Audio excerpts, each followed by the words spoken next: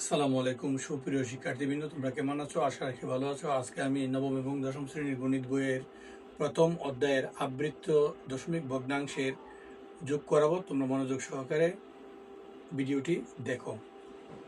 প্রশ্নে বলা আছে 8.9475 এই অঙ্কটির মধ্যে পৌনঃপুনিক অঙ্ক আছে 2টি এবং অপৌনঃপুনিক অঙ্ক আছে 1টি। এই দশমিক ভগ্নাংশটির মধ্যে কোনো পৌনঃপুনিক কোনো অঙ্ক নেই, এখানে অপৌনঃপুনিক অঙ্ক আছে 3টি। এই দশমিক ভগ্নাংশটির মধ্যে অনাবৃত্ত দশমিক কোনো অঙ্ক নেই, কিন্তু আবৃত্ত অঙ্ক আছে এখানে 2টি। আবৃত্ত দশমিক ভগ্নাংশের অঙ্ক যখন আমরা করতে যাব, সর্বপ্রথম আমাদের কাজ হবে প্রত্যেকটা ভগ্নাংশের অনাবৃত্ত অঙ্ক কতটা আছে এবং আবৃত্ত অঙ্ক কতটা আছে সেই জিনিসটা আমাদেরকে প্রথম খেয়াল রাখতে হবে। যেমন প্রথম ভগ্নাংশটির মধ্যে অনাবৃত্ত অঙ্ক আছে এখানের মধ্যে 1টি, আর আবৃত্ত আছে 1 2 3। দ্বিতীয় ভগ্নাংশটার মধ্যে অনাবৃত্ত আছে 3টি আর আবৃত্ত এখানে নাই। 3 নম্বর যে দশমিক ভগ্নাংশটা আছে এখানের মধ্যে অনাবৃত্ত অঙ্ক নেই, আবৃত্ত অঙ্ক হলো 2টি।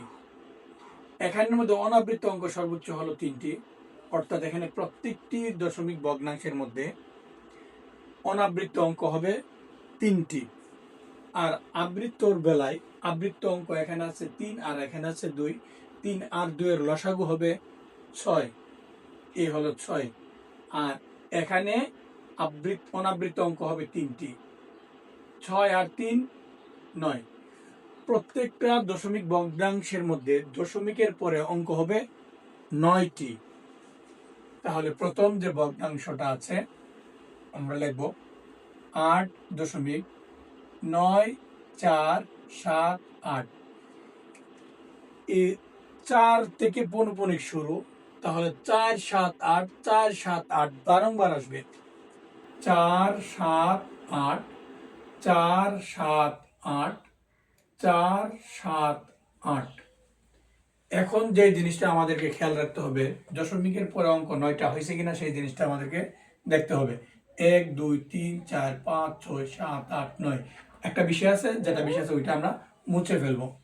তাহলে অনাবৃত্ত হবে কয়টা? 3টা, 1 2 3। আবৃত্ত হবে 6টা।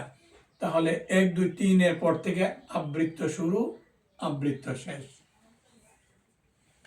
তার পরবর্তী যে দশমিক ভগ্নাংশটি আছে 2.346, এখানে আর কোনো অঙ্ক নেই।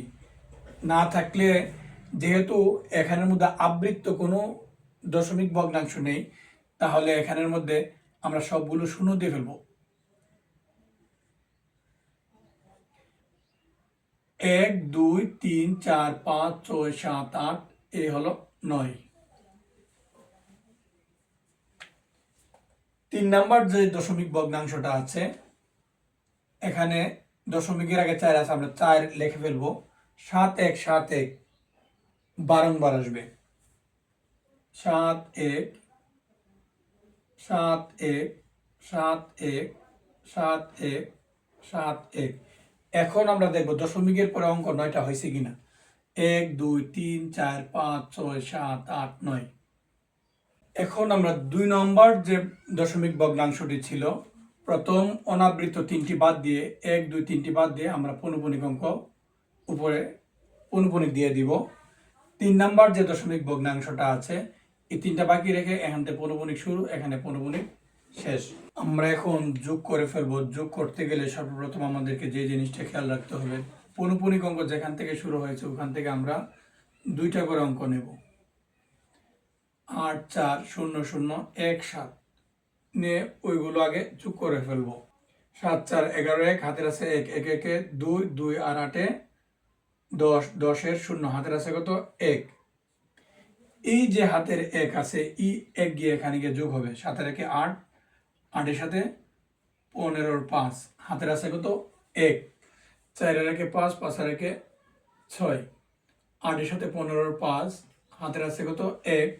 7 আর 8, 8 আর 9।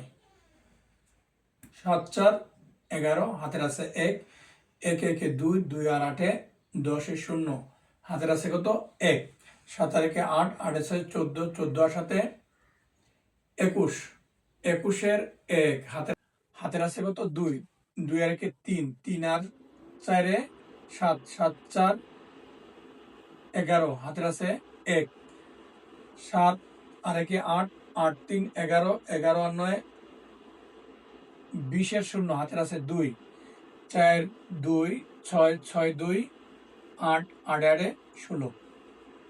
যোগ করার পর যে কাজটা করতে হবে, আমাদের পৌনঃপুনিক অঙ্কগুলো বরাবর আমরা পৌনঃপুনিক দিয়ে দিব।